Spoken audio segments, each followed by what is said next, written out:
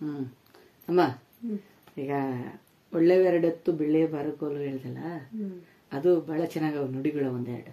ರಾಗಿ ಬೀಸುವಾಗ ಮಾತ್ರ ಹೇಳ್ಕಂತಿದ್ದಲ್ಲ. ಈಗ ಬಿತ್ತನೆ ಟೈಮುಗಳೆಲ್ಲ ಬಂದಾಗ ಅವನ್ ಆಡ್ತಾ ಇದ್ರೆ ಒಂಥರ ಸೊಲ್ಲು ಚೆನ್ನಾಗಿರ್ತವೆ ಕೇಳಕ್ಕೆ. ಒಂದೆರಡು ನುಡಿ ಒಂದೇ ಅಲ್ಲ ಕಣ, ಒಂದೇ ತರದವಲ್ಲ. ರಾಗಿ ಕಲ್ ಮೇಲೆ ಏನ್ ಸಿತ್ತಾರದ ಪದ. ದಿನ ರಾಗಿ ಬೀಸ್ಬೇಕಲ್ಲ, ದಿನ ಆರ್ಕ ಹೊಡಿಬೇಕು. ಅದೇ ಆ ನುಡಿಗಳನ್ನ ಈಗ ಅದ್ರ ಜೊತೆಗೇನೆ ನೆನೆಸ್ಕೊಂಡು ಹೆಂಗ್ ಹೇಳ್ತಿದ್ದಲ್ಲ ಅವನ್ ಹೇಳಮ್ಮ ಒಂದೆರಡು ನುಡಿ. ಅದು ಹೇಳ್ತಾ ಗಾದಿಯಾಗ ಹೇಳ್ತಾರಲ್ಲ, ಆ ರಾಗಿ ಬೀಸುವಾಗ ಆ ಪದ ಅಂತವ. ಆಗ ಹಂಗೆ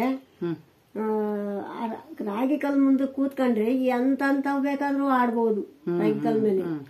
ಸುಮ್ಕೆ ಹೇಳು ಅಂದ್ರೆ ಇಲ್ಲ, ಒಳ್ಳೆವೆರಡೆತ್ತು ಅಂದಲ್ಲ, ಅದು ಚೆನ್ನಾಗಿದ್ದಾವೆ ಅವು. ಒಳ್ಳೆವೆರಡೆತ್ತು ಬೆಳ್ಳಿ ಬರಗೋಲು ಆಳದ ಉಕ್ಕೆ ಒಡಿಯೋನೆ, ಆಳದ ಉಕ್ಕೆ ಒಡಿಯೋನೆ ಅಣ್ಣಯ್ಯ ತೆಲಂಡ ಹೊಟ್ಟೆ ಹಸುದ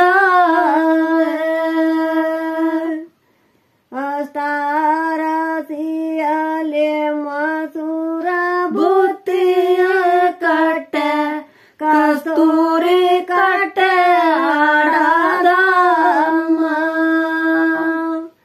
ಕಸ್ತೂರಿ ಕಟ್ಟೆ ಆಡದಮ್ಮ ನಿನ್ನ ಮಗ ಬಸವನ ಕೋಟಾಡಿದಣುದ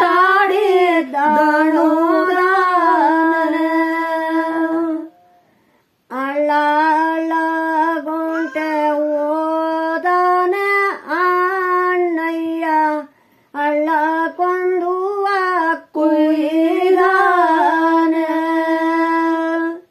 ಅಳ್ಳ ಕೊಂದುವ ಕುಯ್ದು ಪುಕ್ಕೆ ತುಂಬಿ ಊಟದೊತ್ತಿಗೆ ಓದಿಗಾನೆ, ಊಟದೊತ್ತಿಗೆ ಓದಿಗಾನೆ ಅಣ್ಣಯ್ಯ ಇಳ್ಳೆಲ್ಲ ಹೂವ ಎಣುದಾನೆ, ಇಳ್ಳೆಲ್ಲ ಹೂವ ಎಣುದನು ಮೇಳಿ ಕುಂಟೆ ಪೂಜೆ ಒತ್ತಿಗೆ ಬಳಿಸಾನೆ. ರಾಗಿ ಕಲ್ ಮೇಲೆ ಪೂಜೆ ಹೊತ್ತಿ ಪೂಜೆ ಹೊತ್ತಿಗೆ ಕಳ್ಸಾನೆ ಅಂತ ರಾಗಿ ಕಲ್ ಮೇಲೆ ಇವೆಲ್ಲ ಆಡ್ತಿತ್ತು.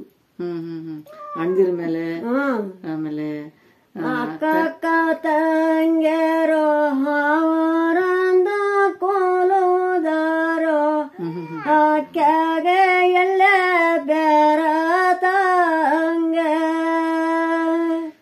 ಅಕ್ಕಾಗೆ ಎಳ್ಳೆ ಬೆರತಂಗ ಕೂತಂಗಾರೋ ಅವರ